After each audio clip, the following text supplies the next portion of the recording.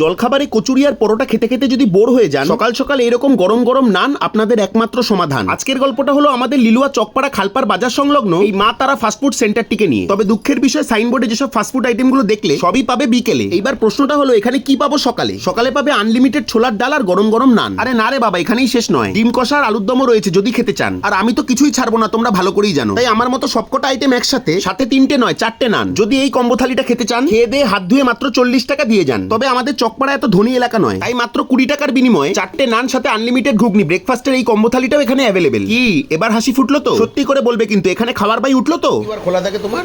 আমার রোজই খোলা থাকে। কটা থেকে কটা? এই তো 8টা থেকে এখন পেয়ে যাবে, এখন 11টা মানে 11টা অবধি। ছোলার ডাল আলুর দম দুটো দিয়ে নানের কম্বিনেশনটা বেশ ভালো লেগেছিল। তবে ছোলার ডালে ছোলা কম আলু বেশি। মাসিকে জিজ্ঞেস করেছিলাম, বললো 20 টাকায় আর কি চাও, দোকানে লাগিয়ে দেবো নাকি একটা এসি? তবে এখানে এলে ডিম কষাটা কিন্তু অবশ্যই ট্রাই করো। নান আর ডিম কষার গ্রেভি খেতে কিন্তু লেগেছিল হেভি। বাই।